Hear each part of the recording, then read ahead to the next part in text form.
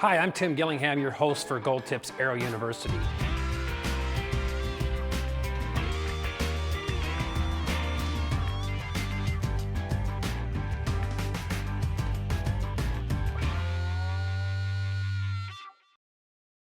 The subject today, installing components in your Gold Tip arrows. Okay, let's get right into probably the most common component installed into a Gold Tip arrow. That would be the insert. You know, the inserts come in the package with the shafts. You're going to have your shafts cut to your specific length, and then the inserts are going to be installed. Now, the most important thing to consider in installing an insert is to making sure that you've cleaned all the carbon dust off the inside of the shaft. Now, you can use acetone, and we're going to use acetone today because that's what we have handy. But you can just simply twist up a little rag like this, or you can use a Q-tip. But just clean that carbon dust off the inside of that shaft. Okay, that's going to ensure proper adhesion. Okay, and that'll, you know, clean any mold release or anything that's on the inside of the shaft. You can notice we picked up a little bit of carbon dust off the inside, and you want to just get that really good and clean. The more time you take in this particular part of the process, it's going to save you some effort in the long run and will prevent you from losing inserts. Okay, so let's make sure we got this good and clean. Okay. The next step is we're simply going to take our insert. Let's look at our insert real closely. Okay? This is the new Gold Tip Aculite insert. You'll notice there are flats on this insert. You'll notice that there are deep rings on this insert. This insert is designed to be used with Gold Tip tip grip. It's a cyanoacrylite glue, but there's a lot of differences in cyanoacrylite glues on the marketplace. This particular glue holds its body quite well, and it's very important that you use the proper glue to get the proper adhesion on your inserts. Now, it's really quite simple. You can't hardly get enough of this stuff on here. Okay, so make sure you fill in all those rings. Make sure you draw 3 or 4 lines up and down this insert until you've got it properly coated. Okay, and it always helps to screw it into an easy pull target point, you know, while you're doing this. Now, as we put it into the shaft, we want to rotate this insert so that we get 100%, you know, glue all the way around that insert inside that shaft. It's really quite simple. That's it. Now to get the best adhesion, you want to let that thing cure for up to 48 hours. The longer you let this cure, the harder it's going to become and the less chance you're going to have of knocking that thing free from shitting it. Okay, now we've talked about inserts, and that same insert procedure is going to apply to crossbow bolts like I have here in my hands. It's going to apply to any insert or target point that you do put in the shaft. Now, some of the target points you may want to use hot melt, and we'll kind of cover that here in a second. What I have here is a Gold Tip Laser 4 crossbow bolt. Now, the Laser 4 crossbow bolt comes with an aluminum knock butt. Okay? There's 2 ways that you can actually put this aluminum knock butt in to make it replaceable, because we do want it to be replaceable so that if you do hit it with another arrow and damage it, you can remove it. One of the simple ways we do is just with a simple piece of plastic. Now, this is just a piece of shrink wrap plastic I pulled off a pallet, and you simply stick it over the end of the shaft. You know, you can put your half moon butt in there like that and simply just push it in. And what happens is the plastic just, let me find something to put that on. But the plastic simply conforms around the insert, and then you can just pull the end of it off, seat it the rest of the way. I'll usually put it up against the corner.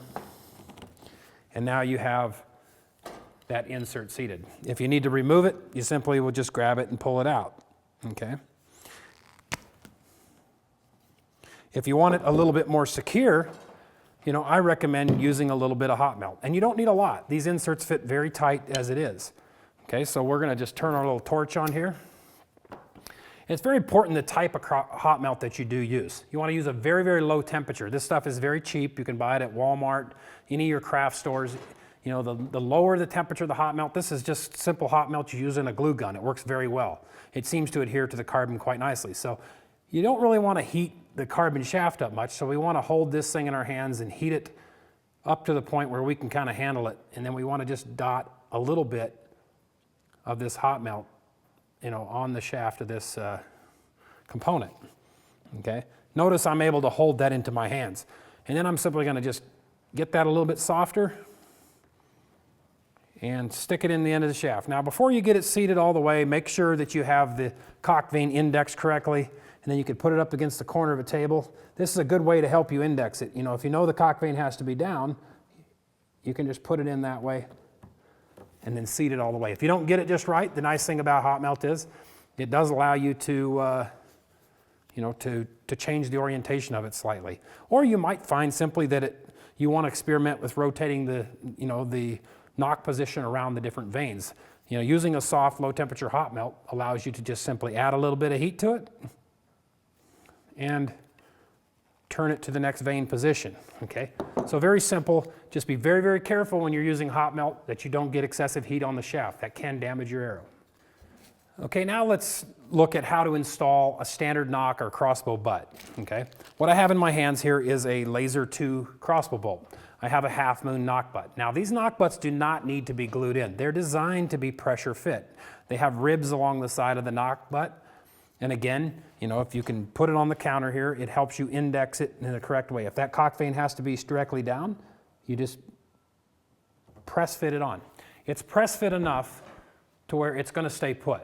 Now, if you do notice, over time that you get an arrow that let's say for example, this Ted Nugent shaft here, let's just say for example that this knock, I pulled it in and out a few times and it's worn the bumps down, and let's just say it's a little loose and I want to tighten it up a little bit. Just simply take that piece of plastic again like we used in the other procedure, put it over the end of that shaft, and you can put a little bit of plastic around that knock. It'll tighten that knock up for you. It's good to use for, the time being. Okay, then now that we've showed you a little bit about the hunting arrows, and we showed you how to put an insert in a crossbow bolt, we showed you how to put the knock butts in. The same procedure is very similar in your target arrows, but we're going to go ahead and cover it individually and just show you how to install a pin knock bushing like we have here.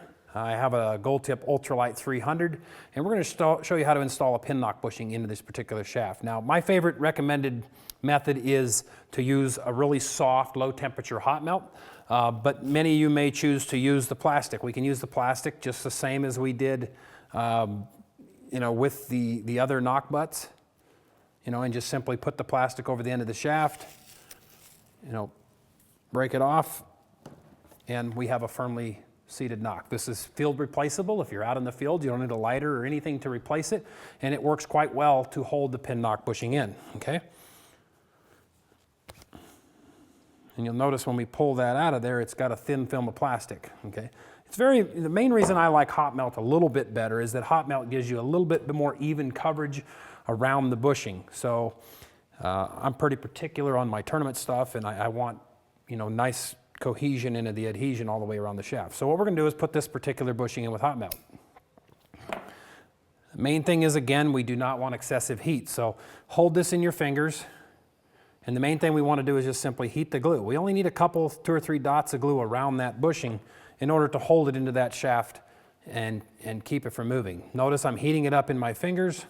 If I'm getting it too hot to hold it, it's probably a little bit too hot. And sometimes you can just grab it with a pair of needle nose pliers. Just make sure you don't get too much heat. Spin it as you're putting it into the shaft. That gives you a lot of dispersal of the glue all the way around the insert. And now it's realistically field replaceable. With this low temperature hot melt that I'm using, I can simply heat this up in the field with a lighter, and it doesn't take very much heat to break that glue bond. Then I can simply grab a hold of it and pull it out and replace it if I bent the pin or I want to change, my weights or something in my arrows. So very simple, very straightforward. And then of course the pin knock fits right back over the top, and this arrow's ready to go. Okay. Let's also go ahead and show you the new unibushing. The unibushing with Gold Tip is brand new for this year.